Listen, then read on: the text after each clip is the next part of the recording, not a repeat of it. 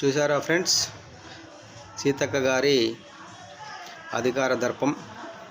రైతులకేమో corona టైంలో మూటలు మోసుకొని వాగులు దాటుకుంటూ రీల్ చేసిన సీతక్క ఈరోజు పవర్లోకి రాగానే రైతులు బోనస్ లేదని అడిగితే మీ కలర్ చూస్తే మీరు రైతులే కనబడతలేరు, మీరు వ్యవసాయం చేస్తారా లేకపోతే ఏదో కావాలని అడుగుతారా అని అవమానంగా రైతులను అవమానించారు. ఒక పక్క పత్తి కొనుగోలు లేవని, ఇంకో పక్క రైతులకు వడ్లకు బోనస్ ఇవ్వాలని అడిగితే ఈ రకంగా హవాహేళన చేస్తారు. ఇది ఎంతవరకు కరెక్ట్? కాబట్టి రైతన్నల ఆగ్రహానికి మంత్రి సీతక్క గారు కామారెడ్డిలో పర్యటిస్తున్న సందర్భంగా వాళ్ళు అడిగి ఈ విధంగా కోపంతో వెళ్ళిపోతున్న సీతక్క, ఇలా వెళ్ళిపోతే ఎలా సీతక్క, మీరేమో మైకుల ముందు కూర్చొని అవి ఇస్తున్నాం బోనస్ ఇస్తున్నాం, ప్రతి సంవత్సరం అది చేస్తున్నాం ఇది చేస్తున్నాం అని అన్నారు. మరి ఇప్పుడు రైతులు డైరెక్ట్ అడగంగా అసలు మీరు రైతులేనా అని అవమానిస్తున్నారు. రైతులు కానోడు రైతు గురించి ఎందుకు అడుగుతాడు సీతక్క?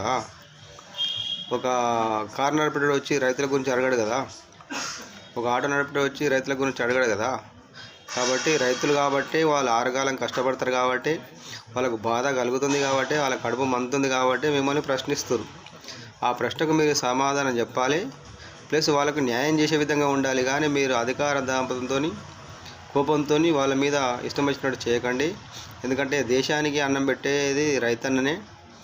రైతు కనుక ఒక సంవత్సరం 6 నెలలు వ్యవసాయం చేయకపోతే ఈ దేశమే ఉపవాసం ఉండే పరిస్థితి వస్తుంది. లాస్ట్కు చివరికి ఆకలి కాకుండా గోళీలు వేసుకునే పరిస్థితి వస్తుంది. కాబట్టి దేశానికి అన్నం పెట్టే రైతన్నను, దేశానికి రక్షణగా ఉండే సైనికుని తప్పకుండా గౌరవించాలి. ఆ విధంగా గౌరవించుకుంటూ వాళ్ళకి తగు న్యాయం చేయండి. ముఖాలకు కలర్ వేసుకొని డ్యాన్సులు చేసి బొమ్మలు వేసేటువంటి సినిమా పరిశ్రమకేమో రేటు పెంచుకోవడానికి అవకాశం ఇస్తారు. అదేవిధంగా ఆరుగాలం కష్టపడి పంట ఎండిన రైతన్నకు సరిగ్గా పంట ధర మద్దతు ధర ఇయ్యక వాళ్ళు గోసపడుతున్నారు. కాబట్టి అలా అన్యాయం చేయకండి, వాళ్ళకి న్యాయమే చేయండి. ఎందుకంటే ప్రతి ఒక్కరూ రైతు కుటుంబాల నుంచి వచ్చిన వాళ్ళే. ముఖ్యమంత్రి గారు కూడా రైతు కుటుంబం నుంచి వచ్చిన వారే, మీరు కూడా రైతు కుటుంబం నుంచి వచ్చిన వారే. కాబట్టి రైతుల కష్టాలు ఏందో మీకు తెలుసు. కాబట్టి రైతులను తప్పకుండా ఆదుకోవాలని పోలీ న్యూస్ వారి తరఫున విజ్ఞప్తి చేస్తున్నా. నేను నిరంజన్ పూలే.